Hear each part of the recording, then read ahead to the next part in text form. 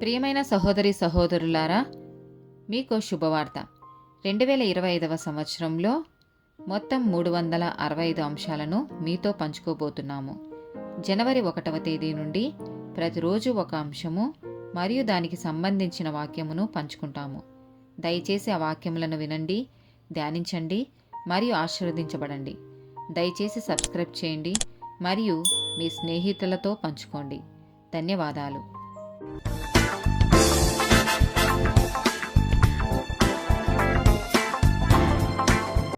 83rd day topic క్రీస్తును తిరస్కరించడం.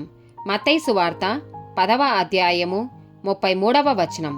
మనుషుల ఎదుట ఎవడు నన్ను ఎరుగననునో వానిని పరలోకమందున్న నా తండ్రి ఎదుట నేనును ఎరగనందును. మత్తయి సువార్త 26వ అధ్యాయము 35, 74, 75 వచనాలు. పేతురు ఆయనను చూచి, నేను నీతో కూడా చావవలసి వచ్చినను నిన్ను ఎరుగనని చెప్పననెను.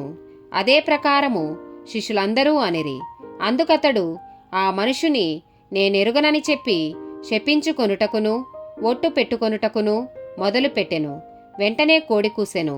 కనుక కోడి కుయ్యక మునుపు నీవు నన్నెరుగనని ముమ్మారు చెప్పెదవని యేసు తనతో అనిన మాట పేతురు జ్ఞాపకం తెచ్చుకొని వెలుపలికి పోయి సంతాపపడి ఏడ్చెను.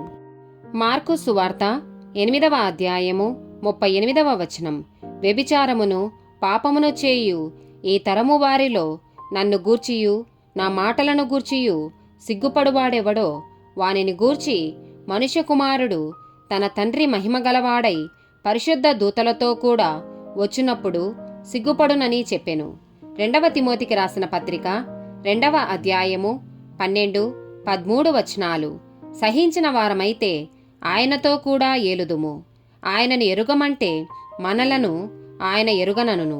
మనము నమ్మదగని వారమైనను ఆయన నమ్మదగిన వాడుగా ఉండును. ఆయన తన స్వభావమునకు విరోధముగా ఏదియూ చేయలేడు. 1 యోహాను రాసిన పత్రిక 2వ అధ్యాయము 22వ వచనం. యేసు క్రీస్తు కాడని చెప్పువాడు తప్ప ఎవడపద్దికుడు? తండ్రి కుమారుని ఒప్పుకొనని వీడే క్రీస్తు విరోధి. యూదా గ్రంథము 1వ అధ్యాయము 4వ వచనం. ఏలయనగా కొందరు రహస్యముగా జొరబడి ఉన్నారు. వారు భక్తిహీనులై మన దేవుని కృపను కామాతృత్వమునకు దుర్వినియోగపరచుచు మన అద్వితీయ నాథుడును ప్రభువైన యేసుక్రీస్తును విసర్జించుచున్నారు. ఈ తీర్పు పొందుటకు వారు పూర్వమందే సూచింపబడినవారు. ఆమేన్.